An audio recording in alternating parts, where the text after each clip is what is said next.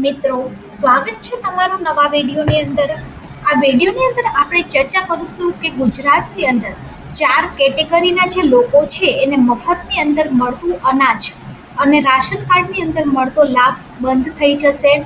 સરકાર દ્વારા લોકોને આઈડેન્ટિફાઈ કરી અને આ ટાઈપની નોટિસો છે એ મોકલવામાં આવી છે. આ નોટિસ મળે પછી તમારે શું કરવાનું છે, આ નોટિસ કોને કોને મળશે અને કોને કોને મળી છે, જે લોકોને ઓલરેડી નોટિસ મળી છે એમને શું કરવાનું છે, એની આપણા વિડીયોની અંદર સંપૂર્ણ ચર્ચા કરવાના છીએ. એ પહેલાં ચેનલની અંદર નવા છો તો ચેનલને સબસ્ક્રાઈબ જરૂરથી કરી દેજો.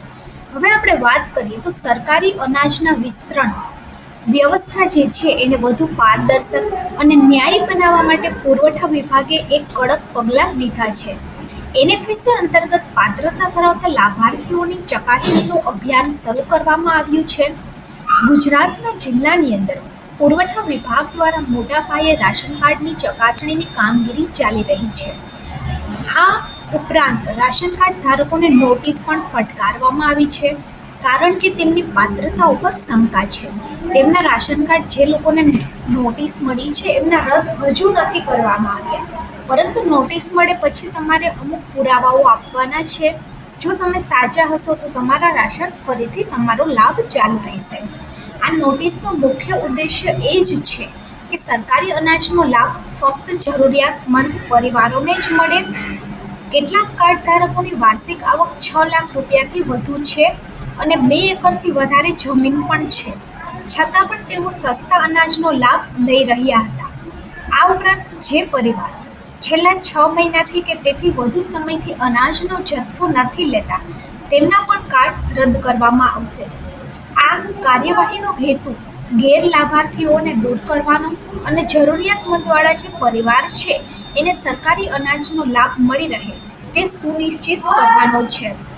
પુરવઠા અધિકારીના જણાવ્યા અનુસાર સમગ્ર પ્રક્રિયા સપ્ટેમ્બરના અંત સુધીની અંદર પૂર્ણ થઈ જશે. નોટિસ અને ચકાસણીના મુખ્ય મુદ્દાની આપણે વાત કરીએ તો નોટિસ કોને કોને મળી છે. જે લોકોને 2 એકરથી વધુ જમીન છે એ લોકોને આ ચકાસણી માટે સરકારના વિવિધ વિભાગ અને પોર્ટલ પરથી પ્રાપ્ત થયેલા ડેટાનો ઉપયોગ કરવામાં આવ્યો છે અને આ ડેટાના આધારે નીચે મુજબના જે માપદંડ છે એના આધારે નોટિસ ફટકારવામાં આવી છે. જે પરિવારની વાર્ષિક આવક 6 લાખ રૂપિયા કરતાં વધારે છે, જે પરિવારોનો વાર્ષિક ટર્નઓવર 25 લાખ કરતાં વધુ છે, જે પરિવાર છેલ્લા 6 મહિના કે 12 મહિનાથી રાશન કાર્ડ ઉપર અનાજનો જથ્થો નથી લીધો એવા સાયલન્ટ રેશન કાર્ડની તપાસ કરવામાં આવશે અને ત્યારબાદ એને રદ કરવામાં આવશે. અને જેમની પાસે 2 એકરથી વધારે જમીન છે એના પણ રાશન કાર્ડ રદ કરવામાં આવશે. આગળની કાર્યવાહીની આપણે વાત કરીએ તો જે લોકોને પણ આ નોટિસ મળી છે તેમને જિલ્લા પુરવઠા અધિકારીને લેખિતમાં ખુલાસો આપવાનો રહેશે. આ ખુલાસાની ચકાસણી તાલુકા કક્ષાની પસંદગી કમિટી દ્વારા કરવામાં આવશે. જો તમે ખુલાસો આપ્યો એ માન્ય ગણાશે તો તમારું કાર્ડ ચાલુ રહેશે, અને જો ખુલાસો અમાન્ય ગણાશે તેવા તમામ કાર્ડને નોન એનએફએસએ કેટેગરીમાં ટ્રાન્સફર કરી દેવામાં આવશે. એટલે કે જે પણ મફત અનાજનો લાભ મળે છે એ બંધ થઈ જશે. નોન એનએફએસએની અંદર ટ્રાન્સફર થશે પછી શું થશે? જો તમારું કાર્ડ નોન એનએફએસએમાં ટ્રાન્સફર થશે તો તેવા કાર્ડ ધારકોને ભવિષ્યમાં સરકાર તરફથી મળતું મફત અનાજ અને સસ્તા દરે અનાજ બંધ કરી દેવામાં આવશે. આ નિર્ણય ગરીબો સુધી જ લાભ પહોંચે તે સુનિશ્ચિત કરવા માટે લેવામાં આવ્યો છે.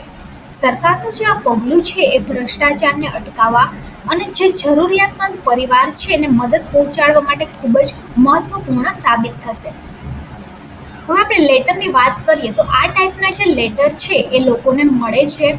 અહીંયા લખ્યું છે કે આથી તમોને કારણસર નોટિસ આપવામાં આવે છે કે અન્ન નાગરિક પુરવઠા અને ગ્રાહકોની બાબતોના વિભાગ મુજબ ગુજરાત રાજ્યના શંકાસ્પદ લાભાર્થીઓ જેવા કે MCA individual as a director individual director, CBT income group, annual group એટલે કે તમે કોઈ કંપનીના ડાયરેક્ટર છો અથવા તો તમારી જે ઇન્કમ છે એ 6 લાખ રૂપિયા કરતાં વધારે છે, જીએસટીનું તમારું ટર્નઓવર 25 લાખ કરતાં વધારે છે, અથવા તો તમારી પાસે 2 એકરથી વધારે જમીન છે. તો તમને આની અંદર રેશન કાર્ડની અંદર સભ્યોનું નામ પણ આપેલું છે કે તમારા આ સભ્યની જે આવક છે વર્ષની એ 6 લાખ કરતાં વધુની યાદીમાં આવે છે ઇન્કમ ગ્રુપ. એટલે નાગરિક પુરવઠાના ઠરાવ મુજબ કુટુંબનો કોઈ પણ વ્યક્તિનો સભ્ય જે આવકવેરો વ્યવસાય વેરો ચૂકવતો હોય કે જે કુટુંબનો કોઈ પણ સભ્ય માસિક 20,000 રૂપિયાથી વધારે આવક ધરાવતો હોય, કુટુંબની વાર્ષિક આવક 2,40,000 રૂપિયાથી વધુ હોય, તે રેશન કાર્ડ ધારકોને NFSA એક્ટ 2013 અંતર્ગત સમાવેશ માટે પાત્ર છે. પરંતુ તમે આ ક્રાઇટેરિયામાં નથી આવતા એટલે તમે રેશન કાર્ડને પાત્ર નથી અને તમારું નોન NFSA રેશન કાર્ડ કરવું કે કેમ કરવું તે બાબતના જે જરૂરી આધાર પુરાવાઓ છે તમારે આ નોટિસ મળે ત્યારબાદ અહીંયા ઉપર સમય પણ દર્શાવેલો હોય છે, ત્યાં જઈ અને તમારે આધાર પુરાવા રજૂ કરવાના રહેશે. બાકી આની ઉપર કાર્યવાહી કરવામાં આવશે અને તમારું રેશન કાર્ડ નોન NFSA કરવામાં આવશે.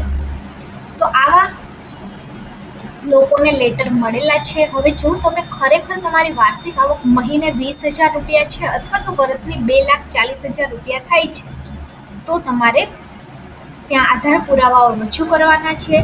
જેમ કે અહીંયા ઉપર પરિવારનો સભ્ય આપેલો હોય, એ કદાચ તમારી બહેન હોય, એના લગ્ન થઈ ગયા હોય તો એનું જે બીજું આ રેશન કાર્ડ હોય કે જ્યાં એનું નામ ચડાવેલું હોય એ રેશન કાર્ડ તમારે એની અંદર અથવા તો એના લગ્ન થઈ ગયા છે એ બધી જ વિગતો તમારે ટ્રાન્સપરન્સી જોડે આપવાની રહેશે.